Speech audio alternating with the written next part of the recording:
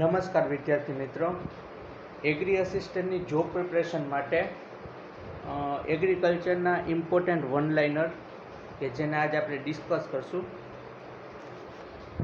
પહેલું છે મગફળીનું વાવેતર ગુજરાતમાં કયા જિલ્લામાં સૌથી વધારે થાય છે કે કયો જિલ્લો પ્રથમ નંબરે છે? તો મગફળીના વાવેતરમાં જુનાગઢ જિલ્લો પ્રથમ નંબરે છે, જ્યારે ઉત્પાદનની અંદર જોઈએ તો રાજકોટ જિલ્લો પ્રથમ નંબરે છે. મગફળીનું વૈજ્ઞાનિક નામ શું છે? મગફળીનું વૈજ્ઞાનિક નામ છે એરેચિસ હાઇપોજિયા. મગફળીનું વાવેતર કઈ બે પ્રકારે થાય છે? તો મગફળીનું વાવેતર એક તો વેલડી હોય અને ઉભળી હોય. એના સિવાય એક અર્ધવેલડી જાતો પણ આવે છે. ઉભળી જાતોમાં 32 નંબર, અર્ધવેલડી જાત છે એમાં 20 નંબર, જીજેજી 20, જીજેજી 22. ઉભળી જાતોમાં જીજેજી 32 નું વાવેતર સમગ્ર ગુજરાતમાં થાય છે. મગફળીનો વાવેતરનો સમય જણાવો. મગફળીનું વાવેતર છે એ 15 મેથી 16 જૂન વચ્ચે કરવામાં આવે છે. આગોતરું જ્યારે કરીએ ત્યારે સમયસર વાવણી હોય તો એ 15 જૂનથી 15 જુલાઈ સુધી વાવેતર કરવામાં આવે છે. મગફળીના ખાતરનું પ્રમાણ જણાવો. મગફળીની અંદર જો ઉનાળાની વાત કરીએ તો 12.5, 25, 5 એ રીતે NPKનો રેશિયો હોય છે, અને જ્યારે ચોમાસું હોય તો 25, 50, 25 એમાં 25% નાઇટ્રોજન, 50% ફોસ્ફરસ અને 25% પોટેશિયમ એ રીતે ખાતરનું વ્યવસ્થાપન કરવામાં આવે છે. મગફળીના દાણામાં કેટલું ખાદ્ય તેલ હોય છે? તો મગફળીના દાણામાં 48 થી 50% ખાદ્ય તેલ હોય છે. મગફળીના ખોળમાં નાઇટ્રોજનનું પ્રમાણ કેટલું હોય છે? તો મગફળીના ખોળમાં 75% એટલે 6.5 થી 7.5 ની વચ્ચે પર્સેન્ટેજમાં નાઇટ્રોજનનું પ્રમાણ હોય છે. મગફળીનો જે ખોળ હોય છે એની અંદર 7.5% નાઇટ્રોજનનું પ્રમાણ હોય છે. ગુજરાત રાજ્ય મુખ્ય મગફળી સંશોધન કેન્દ્ર ક્યાં આવેલું છે? તેનું મગફળીનું જે સંશોધન કેન્દ્ર છે નેશનલ લેવલનું એ જુનાગઢ યુનિવર્સિટી હેઠળ જુનાગઢમાં આવેલું છે, અને એનું પેટા સંશોધન કેન્દ્ર છે એ આણંદની અંદર આવેલું છે. મગફળીનું હેક્ટરે કેટલું ઉત્પાદન મળે છે? તો હેક્ટરે 3000 kg એટલે 3 ટન પ્રતિ હેક્ટર ઉત્પાદન મળે છે. હવામાનમાંથી કેટલો નાઇટ્રોજન ખેંચે છે?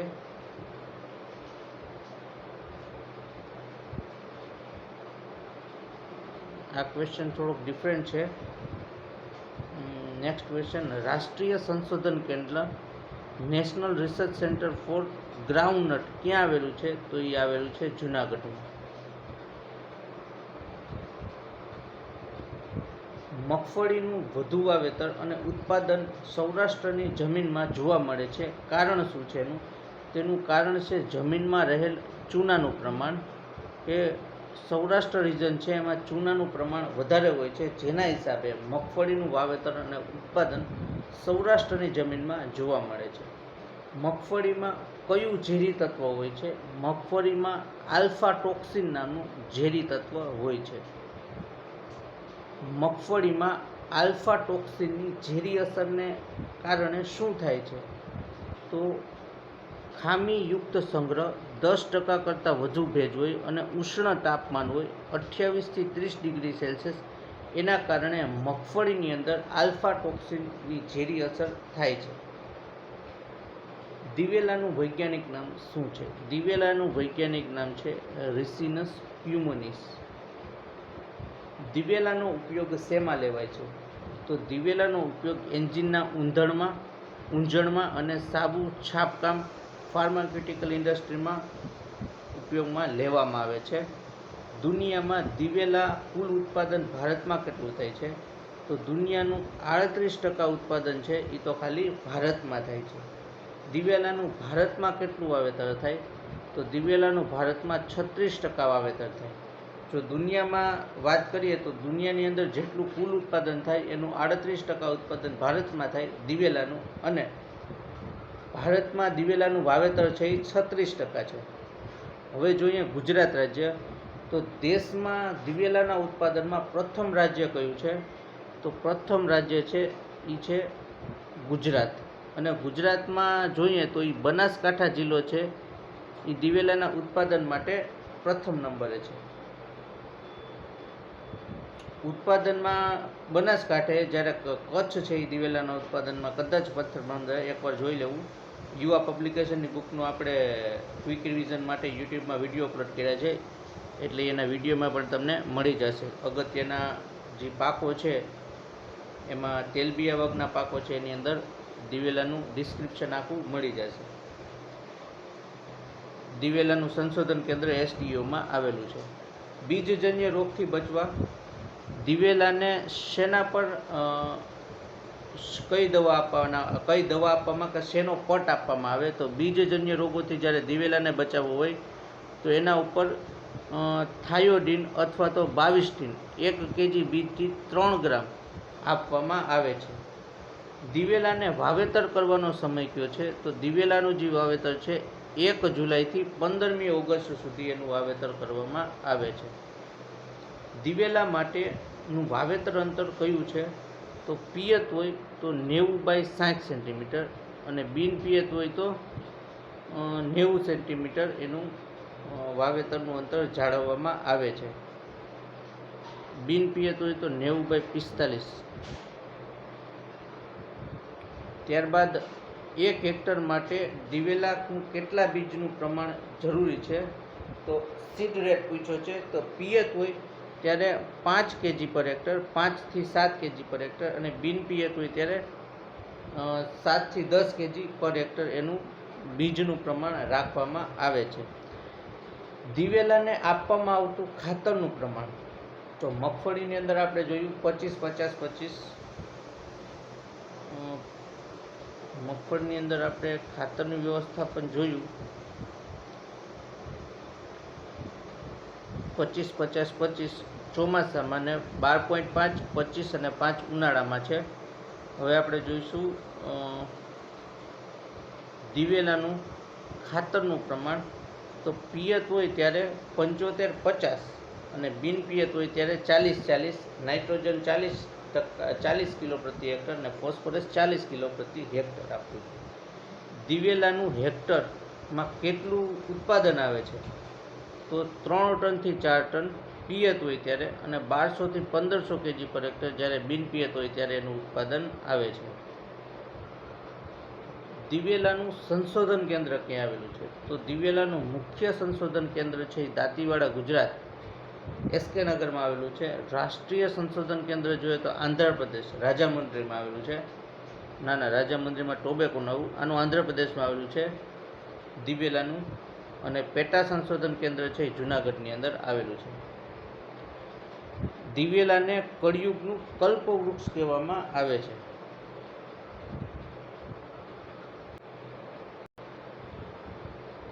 દિવેલામાં તેલની ટકાવારી કેટલી હોય?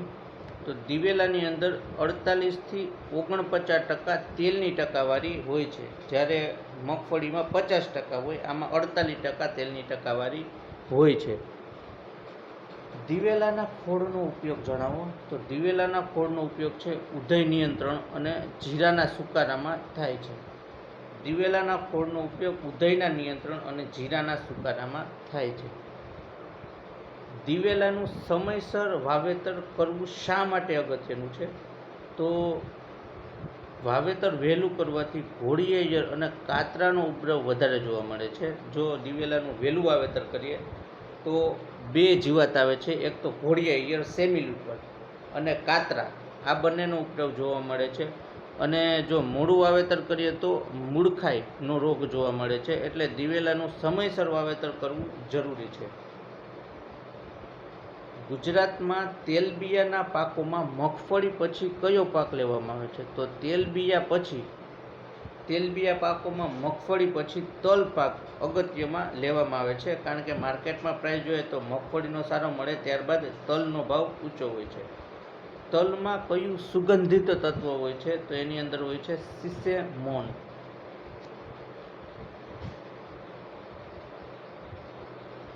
તલમાં તેલનું પ્રમાણ જણાવો. તો તલની અંદર તેલનું પ્રમાણ છે 48 થી 50% હોય છે.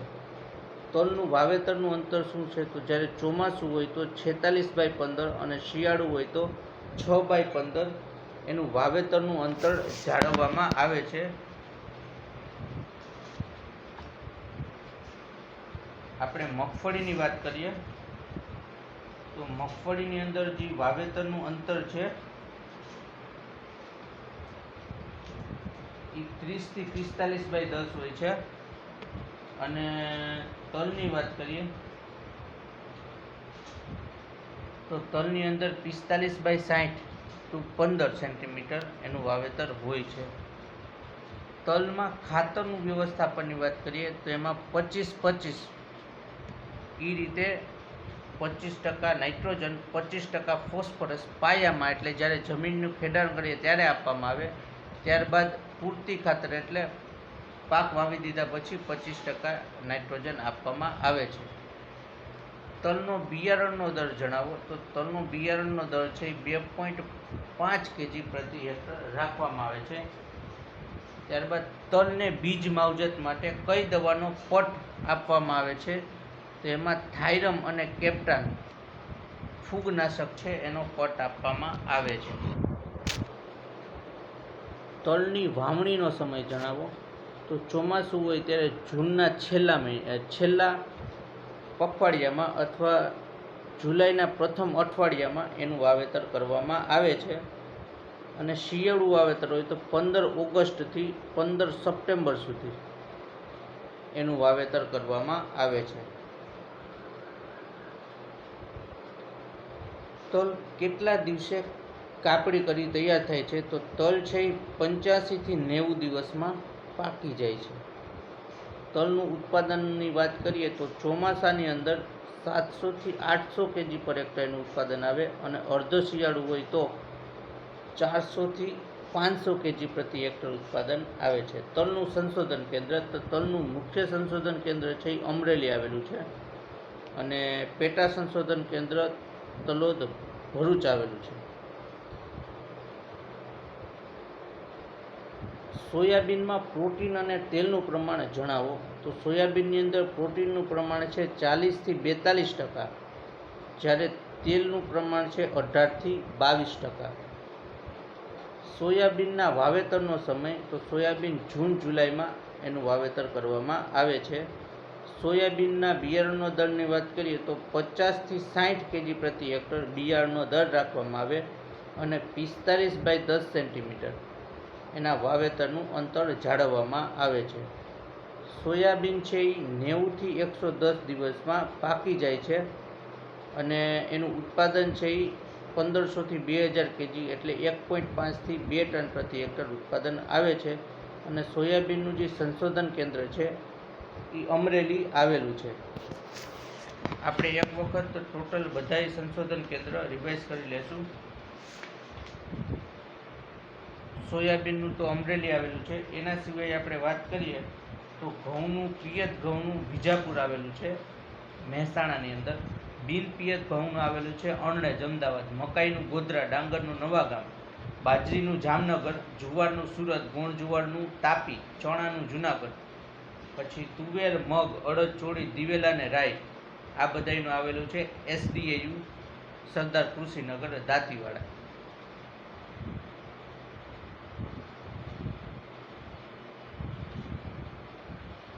તલનું સંશોધન કેન્દ્ર અમરેલી આવેલું છે અને તલ અને સોયાબીન બંનેનું સંશોધન કેન્દ્ર અમરેલી આવેલું છે. ત્યારબાદ સૂર્યમુખીના બિયારણમાં કેટલા ટકા તેલ જોવા મળે છે? તો સૂર્યમુખીના બી હોય એની અંદર 40 થી 42% તેલની ટકાવારી જોવા મળે છે. સૂર્યમુખીના બીજમાં કયો એસિડ હોય છે? તો સૂર્યમુખીના બીજમાં લિનોલિક એસિડ હોય છે. લિનોલિક એસિડનું પ્રમાણ સૂર્યમુખીના તેલમાં કેટલું હોય છે? તો લિનોલિક એસિડ છે એનું પ્રમાણ 52 થી 56% હોય છે. લિનોલિક એસિડ હોવાથી શરીરમાં લોહીમાં શેનું પ્રમાણ ઘટે છે? તો લિનોલિક એસિડ હોય તો એનાથી કોલેસ્ટ્રોલનું પ્રમાણ ઘટે છે.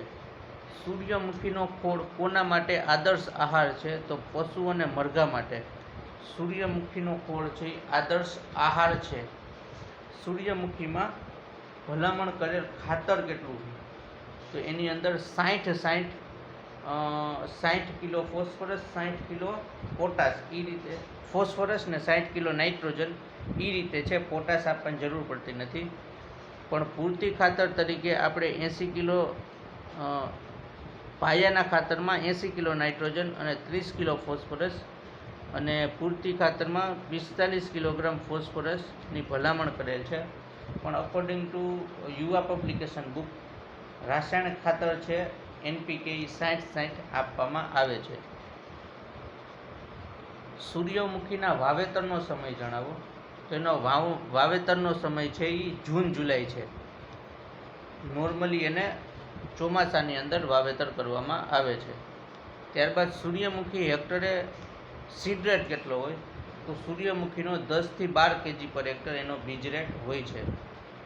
સૂર્યમુખીનું વાવેતરનું અંતર કેટલું હોય, તો એ વાવણીનું અંતર જોઈએ તો 60 × 20 સેન્ટીમીટર એનું વાવેતરનું અંતર હોય છે.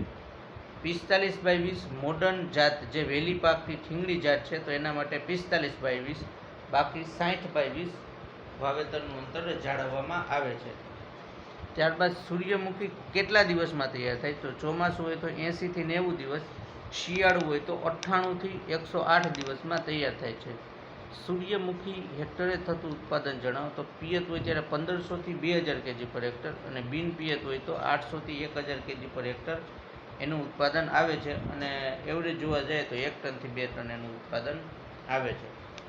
સૂર્યમુખીનું સંશોધન કેન્દ્ર ક્યાં આવેલું છે, તો સૂર્યમુખીનું સંશોધન કેન્દ્ર આવેલું છે જુનાગઢ, પેટા સંશોધન કેન્દ્ર. મુખ્ય સંશોધન કેન્દ્ર આવેલું છે અમરેલી.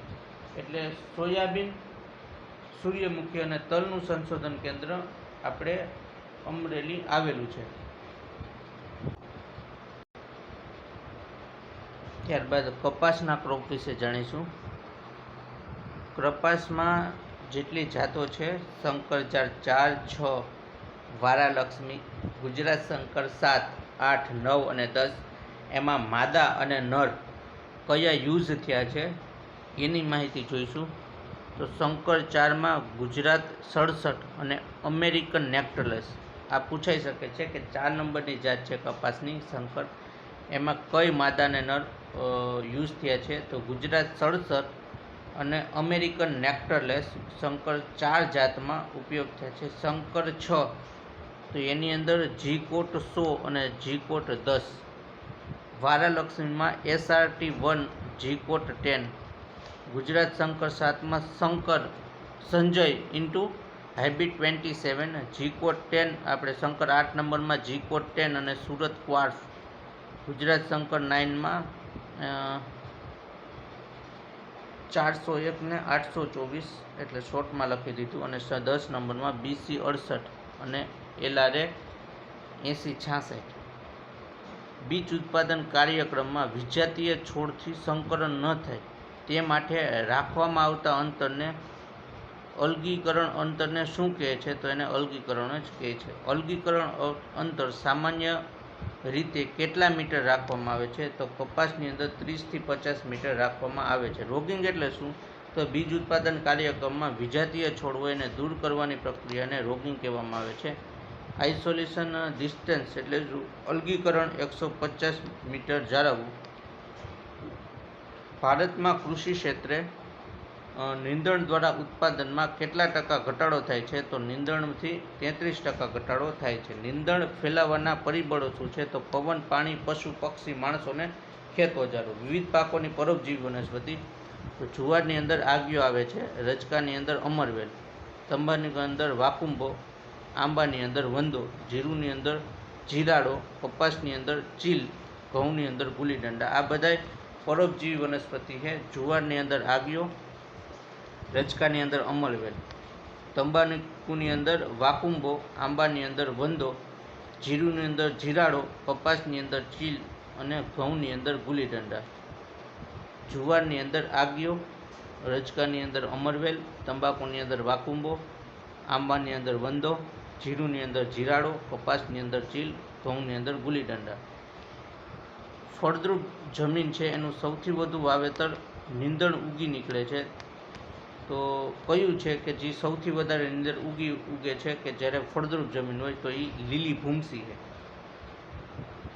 લીલી ભૂમસી છે એ ફળદ્રુપ જમીનમાં સૌથી વધારે ઉગે છે. ભારે કાળી જમીનમાં કઈ વધારે નીંદર ઉગી નીકળે છે તો દાભડો છે, દર્ભ કે જેને હિન્દુમાં પવિત્ર પણ માનવામાં આવે છે. તો દાભડો છે એ ભારે કાળી જમીન હોય તો ઉગી નીકળે છે અને ફળદ્રુપ જમીન હોય તો લીલી ભૂમસી ઉગી નીકળે છે.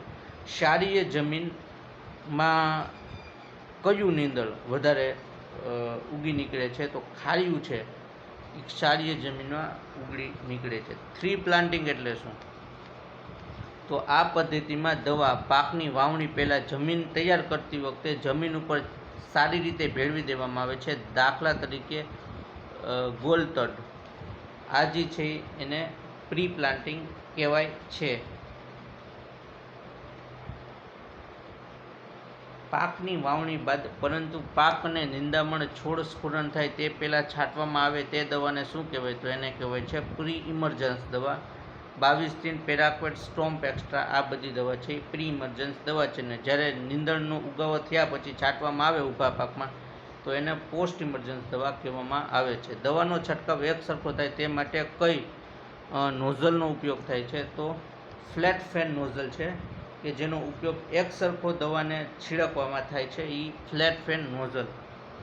નિંદામણ નાશક દવાની ગણતરીની સૂચક જોઈએ તો જોઈતી દવાનો જથ્થો હેક્ટરે ભલામણ કરેલ દવાનો જથ્થો સક્રિય તત્વો × 100 ભલામણ કરે એની નીચે ભલામણ કરેલ દવામાં કુલ સક્રિય તત્વો.